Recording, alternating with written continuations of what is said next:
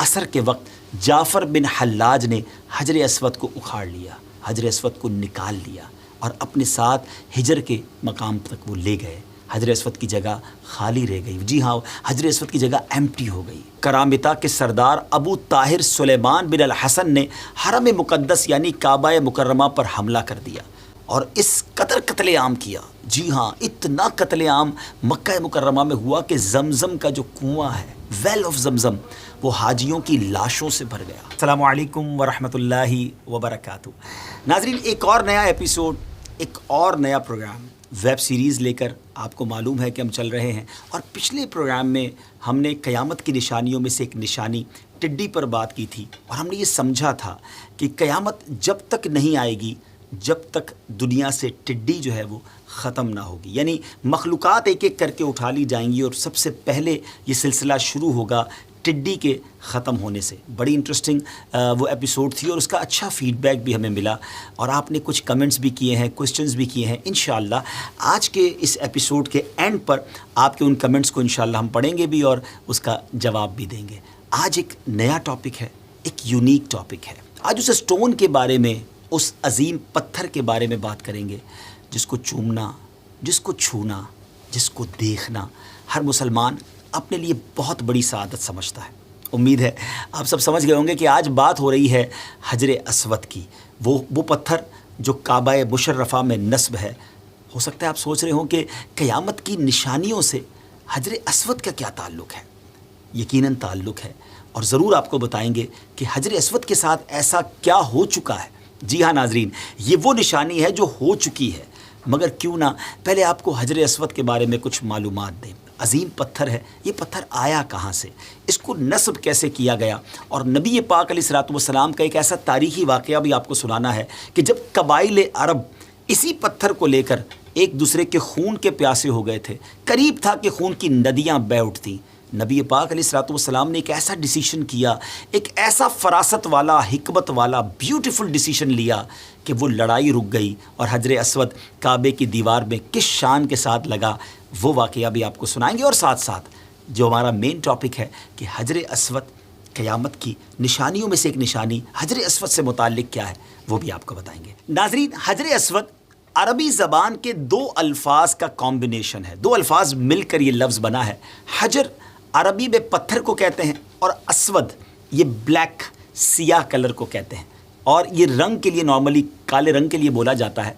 हजर असवद वो सियाह पत्थर है जो काबा मुशर्रफ़ा के जुनूब मशरक़ी दीवार में नस्ब है और इस वक्त ये पत्थर तीन बड़े और मुख्तलिफ़ शिकलों के कई छोटे छोटे टुकड़ों पर मुश्तमिल है। जी हाँ, ये पीसेस के अंदर है और ये टुकड़े अंदाज़न 2.5 फीट के दायरे में जुड़े हुए हैं। 2.5 फीट का जो सर्कल है उसमें जुड़े हुए हैं, जिनके गिर्द चांदी का एक बहुत ही ब्यूटीफुल, बहुत खूबसूरत कवर बना हुआ है। मुसलमान हज या उम्रा करने जाते हैं तो वो काबा मुशर्रफ़ा का जब तवाफ़ करते हैं तो ये सुन्नत है कि हजर असवद का इस्तेलाम किया जाए। बोसा मिल जाए तो क्या ही बात है, मगर बहुत रश होता है तो बाज़ बल्कि कसीर तादाद में हाजी उम्रा करने वाले दूर से ही उसको इशारा करके चूम लिया करते हैं और खुश नसीब जब मौका मिलता है और उसको बोसा देते हैं। और शायद दुनिया में कोई ऐसा पत्थर नहीं, बल्कि यकीनन दुनिया में कोई ऐसा पत्थर नहीं जिसको चूमने के बाद किसी शख्स को इतनी खुशी मिलती हो जो आज हजर असवद को उस शाकान रसूल जब चूमते हैं तो उनके दिलों में खुशी दाखिल होती है। ये पत्थर कहाँ से आया?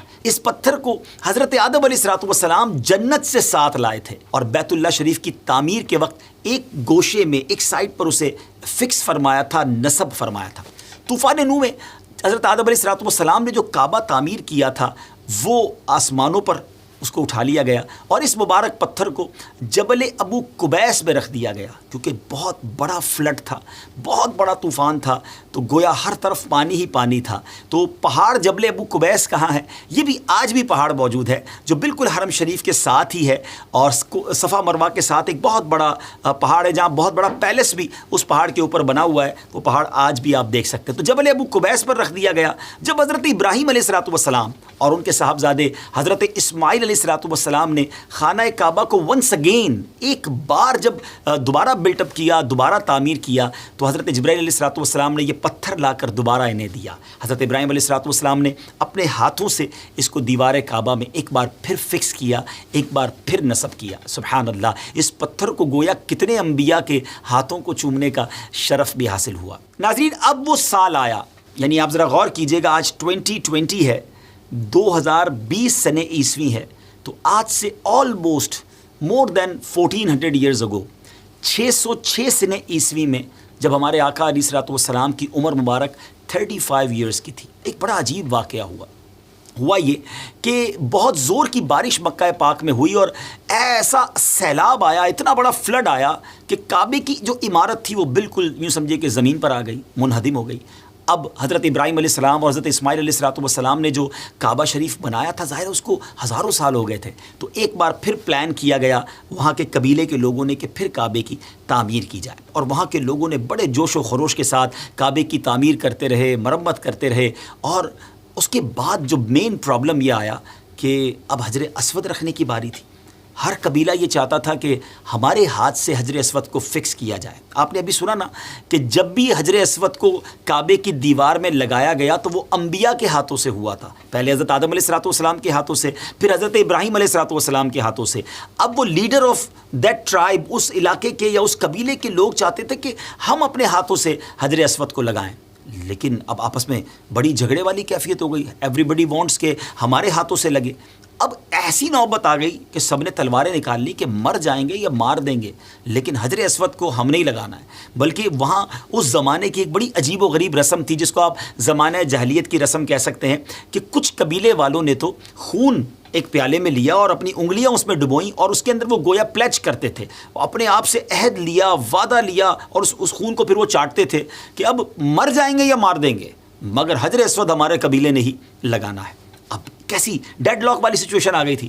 تو اب اس زمانے میں ایک سمجھدار شخص تھا، اور اس نے کہا کہ ایسا کرتے ہیں کہ کل صبح حرم پاک میں جو سب سے پہلے شخصیت داخل ہو اسی کو یہ موقع دیں گے، اور وہ ڈیسیشن لے، وہ فیصلہ کرے کہ اس جھگڑے کا فیصلہ کیا ہوگا اور کون حجر اسود لگائے گا۔ سب نے ڈیسائیڈ کر لیا کہ ٹھیک ہے۔ اب سبحان اللہ، صبح کے وقت حرم پاک میں داخل ہونے والی، انٹر ہونے والی شخصیت کوئی اور نہیں، ہم سب کے آقا مدینے والے مصطفیٰ صلی اللہ تعالی علیہ وسلم تھے۔ اور نبی پاک علیہ الصلوۃ والسلام کو انٹر ہوتے دیکھ کر ان سب نے کہا کہ آپ صادق ہیں، آپ امین ہیں، ہمیں آپ کا فیصلہ منظور ہے۔ اب ذرا سوچئے کہ یہ کتنا بڑا ڈیسیشن تھا کہ کسی بھی ایک قبیلے کے لیے اگر ڈیسیشن ہوتا تو شاید باقی لوگ لڑنے مرنے پر تیار ہو جاتے، مگر کیا کمال کا فیصلہ میرے آقا علیہ الصلوۃ والسلام نے لیا، اور اللہ تبارک و تعالیٰ نے کیا عقل مبارک عطا فرمائی تھی، کیا ڈیسیشن پاور تھا۔ پیارے آقا علیہ الصلوۃ والسلام نے فرمایا کہ ایسا کرو، ایک بڑی سی چادر کو لایا جائے اور حجر اسود کو اس چادر کے اندر رکھا گیا۔ پھر اناؤنس کیا کہ ہر قبیلہ، ایوری ٹرائب اپنا ایک نامنی، اپنا ایک نمائندہ دے دے کہ جو حجر اسود کو فکس کرنے کے لیے آگے آ جائے۔ تو سب نے اپنے اپنے گویا سردار کو یا اپنے اپنے نمائندہ کو آگے کر دیا۔ اب پیارے آقا علیہ الصلوۃ والسلام نے فرمایا کہ سب اس چادر کا ایک ایک کونا پکڑ لیں۔ سب نے اس چادر کو اٹھایا، اس چادر پر حجر اسود تھا، اس چادر کو کعبہ مشرفہ کے قریب لایا گیا، اور ہمارے آقا مدینے والے مصطفیٰ صلی اللہ تعالیٰ علیہ وسلم نے اپنے مبارک ہاتھوں سے حجر اسود کو اس جگہ پر لگا دیا۔ سبحان اللہ، گویا حجر اسود کا مقدر بھی جاگ اٹھا کہ نبی پاک علیہ الصلوۃ والسلام نے اسے اپنے مبارک ہاتھوں سے کعبے کی دیوار میں ایک بار پھر فکس کر دیا، اور یہ لڑائی، یہ جھگڑا، سب سیٹسفائی ہو گئے کہ ٹھیک ہے، ہم اس میں شریک تو رہے چادر کو اٹھانے میں، اور نبی پاک علیہ الصلوۃ والسلام نے اس کو وہاں پر فکس کیا۔ حجر اسود کے بارے میں فضائل، اس کی جو بلیسنگز ہیں، سبحان اللہ، احادیث میں اس پتھر کی کیسی کیسی فضیلتیں بیان ہوئی ہیں۔ ایک دو حدیثیں آپ کو سنا دیتا ہوں، اب پھر چلتے ہیں قیامت کی اس ایسی نشانی کی طرف جو ہو چکی ہے۔ نبی پاک علیہ الصلوۃ والسلام نے فرمایا، حجر اسود اور مقام ابراہیم جنت کے یاقوتوں میں سے یاقوت ہیں۔ سبحان اللہ، اللہ تعالیٰ نے ان کے نور اور روشنی کو ختم کر دیا ہے، اگر اللہ تعالیٰ اس کی روشنی کو ختم نہ کرتا تو مشرق و مغرب کا درمیانی حصہ روشن ہو جاتا. سبحان اللہ. یعنی جنتی یاقوتوں میں سے یاقوت فرمایا گیا حجر اسود اور مقام ابراہیم کو. مبارک ہو ان حاجیوں کو، ان زائرین کو جنہوں نے اپنی آنکھوں سے حجر اسود کو اور مقام ابراہیم کو دیکھا اور جنہوں نے حجر اسود کو چوما. سبحان اللہ. ایک اور حدیث پاک سنتے ہیں. نبی پاک علیہ الصلوۃ والسلام نے فرمایا حجر اسود جنت سے آیا تو دودھ سے بھی زیادہ سفید تھا. ہے نا امیزنگ بات.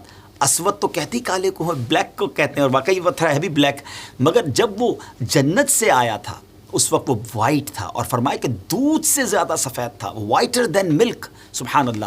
اور اسے بنو آدم کے گناہوں نے سیاہ کر دیا ہے، یعنی انسانوں کے گناہوں کی وجہ سے یہ سیاہ ہوا، اور یہ حدیث ترمذی شریف میں موجود ہے. اب آئیے چلتے ہیں اس عظیم نشانی کی طرف، اس واقعے کی طرف کہ جس کا میں نے کچھ اشارہ تو اسٹارٹ میں دیا تھا کہ یہ نشانی ہو چکی ہے. یہ بات ہے 8 ذو الحجہ 317 سنہ ہجری کی. ان دنوں کرامتا جو فرقہ تھا وہ کافی زور پکڑ چکا تھا، اور یہ فتنہ تقریباً 366 سنہ ہجری سے کمزور پڑنا شروع ہوا، اور ہوتے ہوتے 400 سنہ ہجری سے پہلے ان کا نام و نشان ختم ہو گیا. ان کی تعلیمات اور ان کی عقائد، جو ان کے بلیفز تھے، وہ بہت خراب تھے اور شریعت اسلامیہ سے بالکل ٹکراتے تھے. وہ اگینسٹ اسلامک رولنگز چلتا تھا، اور وہ ایسا کام ہو رہا تھا. ایسی تعلیم کا نتیجہ وہی ہوا کہ جو ہونا چاہیے. اب ہوا کیا کہ ہر قسم کی برائیوں، گناہوں میں وہ قوم مبتلا ہو گئی، اور ان کی بدترین تعلیمات کی ایک جھلک، ایک ہائی لائٹ یہ تھی کہ ان کو سکھایا جاتا تھا کہ تمہارے مخالفین کا، جو تم سے اگینسٹ ہیں، ان کا خون تمہارے لیے حلال ہے.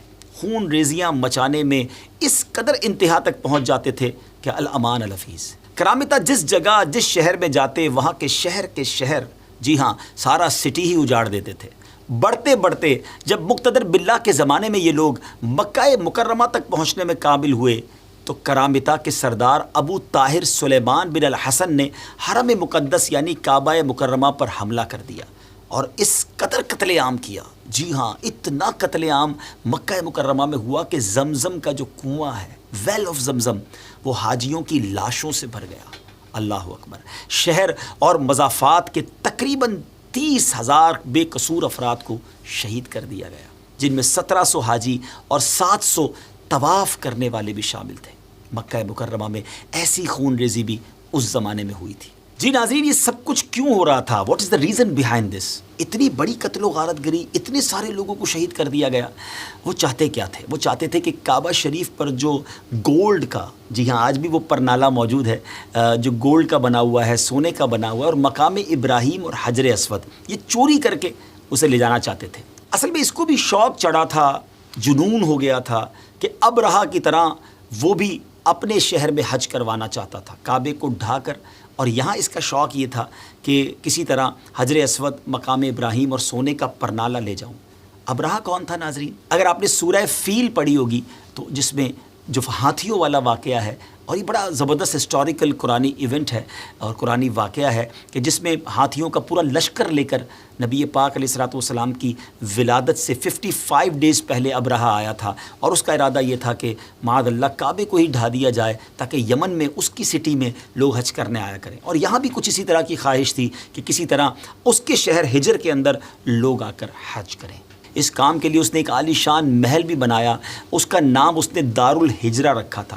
اور اس لیے ابو طاہر نے کعبہ شریف کا دروازہ اکھاڑ پھینکا، غلاف کعبہ کے معاذ اللہ ٹکڑے کر کے اپنے سپاہیوں میں بانٹ دیے، اور واپس جاتے وقت یہ اعلان کر دیا کہ آئندہ سے حج جو ہے وہ اس کے شہر میں ہوا کرے گا. جی ناظرین، ایسا وقت بھی آیا ہے. حملے کے وقت 2 آدمی پرنالے کو اکھاڑنے کے لیے جب کعبہ شریف پر چڑھے، مگر اسی وقت سر کے بل زمین پر گر کر وہ دنیا سے چلے گئے، جہنم واصل ہو گئے. مقام ابراہیم تو محفوظ رہا کیونکہ اس زمانے کے جو خادمین حرم تھے اسے پہاڑ کی گھاٹی میں اسے جا کر چھپا دیا تھا.